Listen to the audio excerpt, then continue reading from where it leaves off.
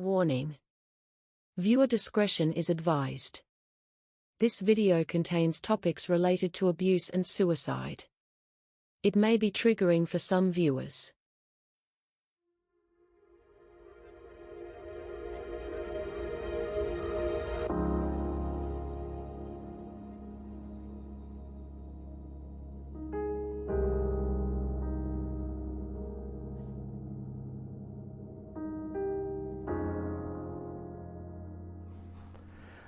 In 2015, I woke up in the morning not wanting to live anymore.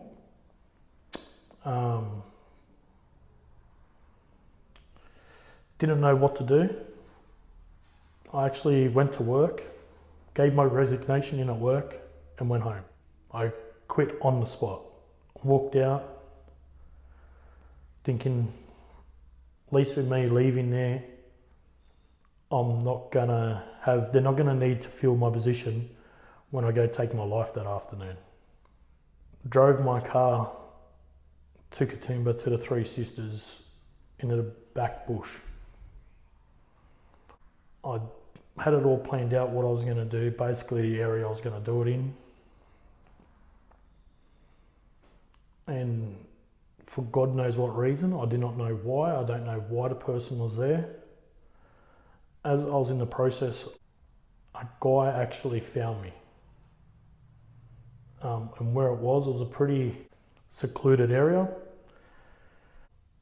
I'd sent a text message to my wife to tell her where the car was an hour before that, and then turned my phone off. I hated my wife at the time for telling the police what area I was going to be in. The main person I really hated at that time was the guy that stopped me.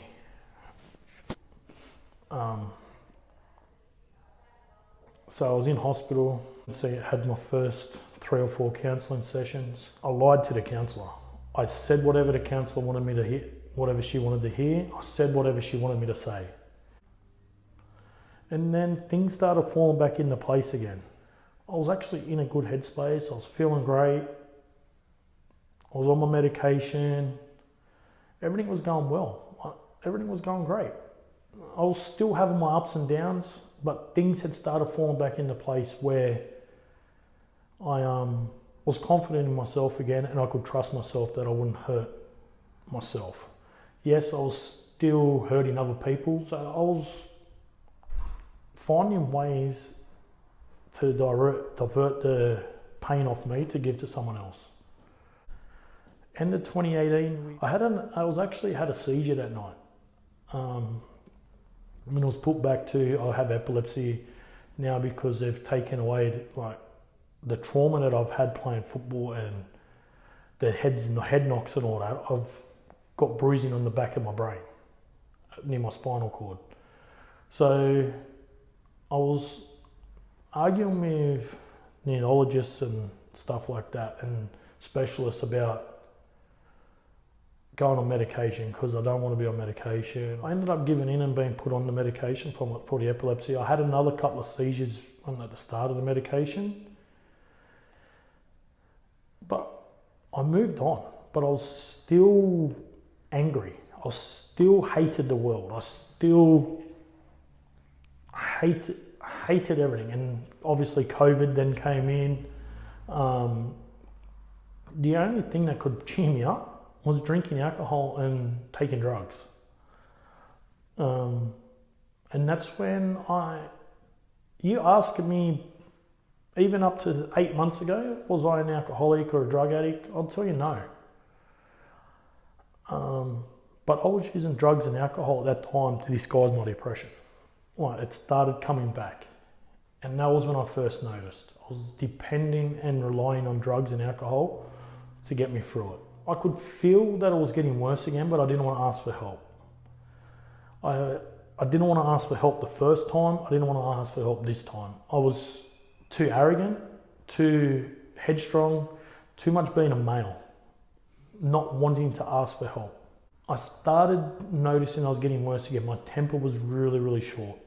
I would always be on the kids' back, always be on my wife's back. Hey, there's a load of washing to be done. Get it done. There's, why did you leave the dishes in the sink, not the dishwasher? Why did you do this, not that? I was using the drugs and alcohol to disguise it, but then taking it out on the wrong people. I was not looking after myself. And then we got out of COVID, and the last lockdown was when the construction industry got locked down. That affected me really bad, being a self-employed builder, like in the building industry. It really affected me.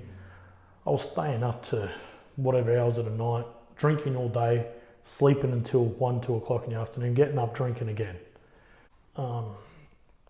So I got back on track when we started going back to work. I was still relying on the alcohol and the drugs. My issue was my mental health, and I was using the drugs and alcohol to disguise it. Then 2022, I felt it coming back really bad. 2022 is a year I'd like to wipe, and I knew I needed help, I just didn't know how to ask. I made a phone call to a really close friend of mine, and thankfully Corey answered the phone. Because if he didn't answer the phone, I wouldn't be here today. I went to the doctor. I was put on medication again for the depression again. I've always said that I've lived past my use-by date, and if something happened to me, something happened to me. I didn't care. It wasn't until I was speaking to someone from ALS, and it was a lady actually at Mount Druitt told me, she said to me, come ring Marrin up. It's a mental spiritual healing recovery centre.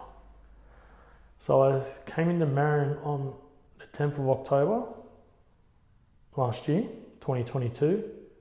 Made an appointment probably a week before that to see Dave or see a specialist here. Dave rang me and spoke to me over the phone. He said, I want to get you in here as soon as possible. He made an appointment for me on the 10th. We sat down, I told Dave a bit of my story. Dave's exact question was to me, do you use alcohol and drugs to disguise this?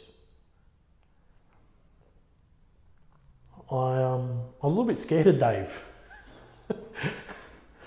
Only because coming from the Indigenous background, Dad's always taught me respect your elders. It doesn't matter what they say, you respect them, or you'll get a clip over the ear.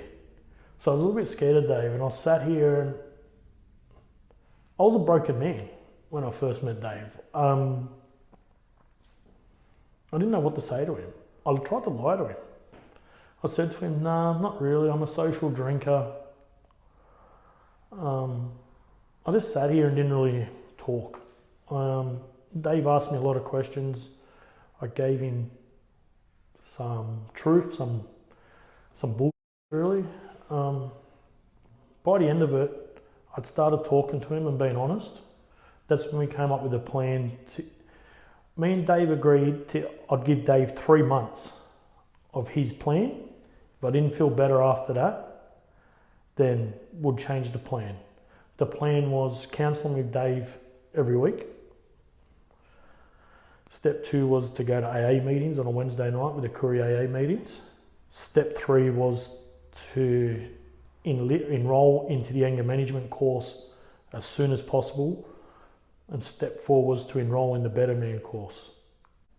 Once I found out what Better Man was, I didn't really want to do it. It's not domestic violence. I'm violent towards other people. Yes, I do yell at my wife and my kids.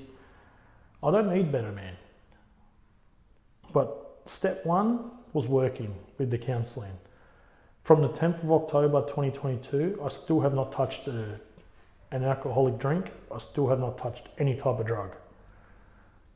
And I could see that after the first 14 days after seeing Dave. On the 10th of October, I went to my first AA meeting. I sat up in the back corner, scared, shaken, not knowing what to do, didn't want to talk to anyone.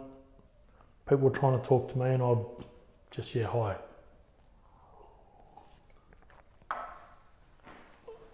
A couple of weeks later, the next week went back again because I was here seeing Dave. Dave had organised all my counselling meetings on the Wednesday, the same day as Courier, so I had no excuse not to be here.